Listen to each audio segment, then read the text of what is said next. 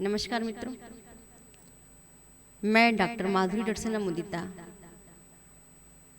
आज हम एक नए छंद पर प्रवेश करते हैं और जिस छंद को लेकर के मैं आप सभी के सामने उपस्थित हो रही हूँ वो छंद है हरिप्रिया छंद। हरिप्रिया छंद को चंचरिक छंद भी कहते हैं, चंचरी छंद भी कहते हैं और चरचरी छंद भी कहा जाता है। आइए आज हम हरिप्रिया छंद की विधान क्या है और अपनी लेखनी को हम कैसे चलाएं, इस पर चर्चा कर लेते हैं। इसका विधान देख लें। चूंकि यह सममात्रिक दंडक है इसलिए यह 4 चरणों का छंद है। इसको 4 चरणों पर लिखा जाता है, अर्थात यह 4 चरणों का सममात्रिक दंडक है। दंडक मतलब अपने उच्चारण में, जिस विधान के उच्चारण पर हमारे सांसों को दंड मिले वो एक दंडक विधान के अंतर्गत आता है। तो यह 4 चरणों का सममात्रिक दंडक छंद है और इसके प्रत्येक चरण में 46 मात्राएं होती है। 2-2 या फिर चारों चरण समतुकांत हो सकते हैं। 2-2 में भी समतुकांत कर सकते हैं और चाहे तो हम चारों चरण पर भी हम समतुकांत कर सकते हैं। प्रति चरण 7 मतलब षटकल होता है तथा आंतरिक जो है वो समांत हो। चरणों में, चरण के अंत में एक गुरु आवश्यक होता है। चरण के अंत में एक गुरु आवश्यक होता है। हम 2 गुरु भी लिख सकते हैं पर एक गुरु भी आवश्यक है। अब किस तरीके से हम इस छंद पर यति का निर्धारण करें इसको देख लें।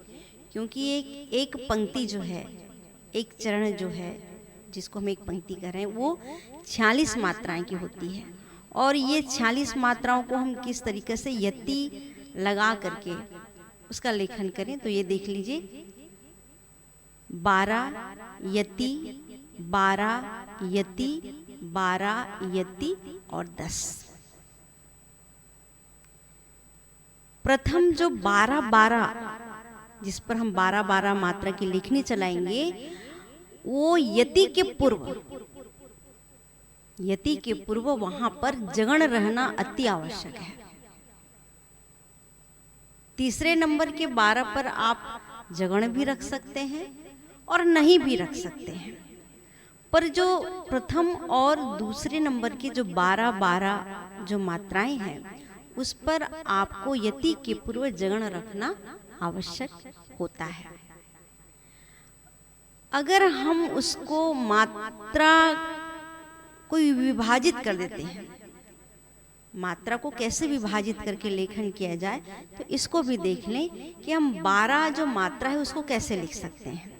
आपको पहले ही पता है कि 4-4 1-2-1 जगण है ना। या कैसे लिख सकते हैं 3-3-2 और जगण मतलब 1-2-1। ऐसे हम 12 मात्रा को लिख सकते हैं। जो प्रथम और दूसरे चरण के 12-12 मात्रा है उसको तीसरे में भी लिख सकते हैं लेकिन आवश्यक नहीं है। 10 को कैसे लिखें 3-3-4 या 4-4-2। इस विधान पर हम अपने 46 मात्रा के इस हरिप्रिया के एक पंक्ति को पूरा कर लेते हैं। ठीक है।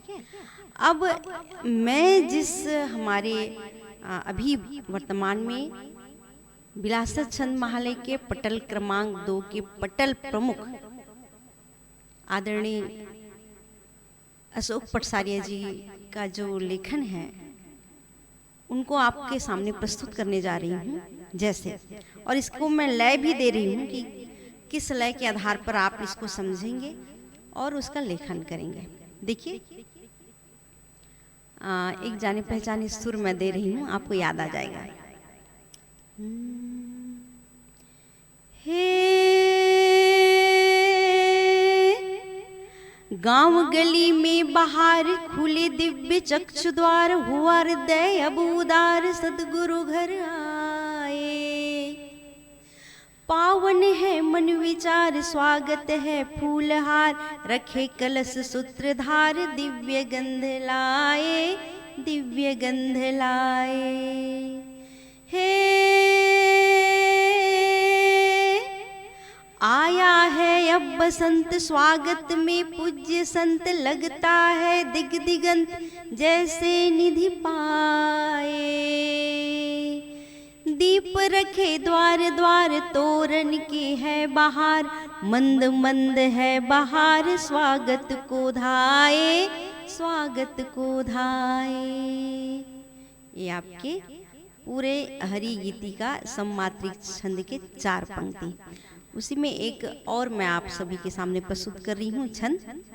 सदगुरु महिमानंत कहे सुने वेद संत, बैठे हैं सब महंत आसन बैठाए।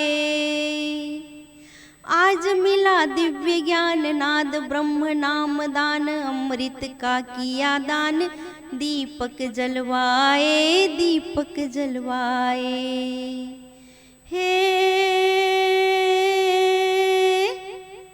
अंतर में था प्रकाश बाहस करते तलाश, बैठे थे हम हताश सतगुरु बतलाए।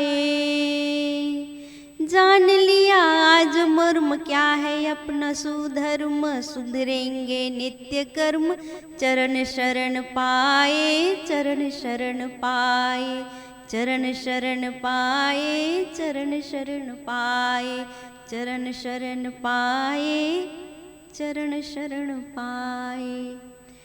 ये लय है हरिप्रिया छंद का। मैं आशा करती हूँ मैंने समझाने का आप सभी को प्रयास किया है। आप लोग जो वीडियो हम डाल रहे हैं उसको एक बार पुनः देख लीजिए और समझने का प्रयास कीजिए और अपनी लेखनी को आगे बढ़ाएं। इन्हीं आशाओं के साथ में आप सभी को बहुत बहुत धन्यवाद। नमस्कार।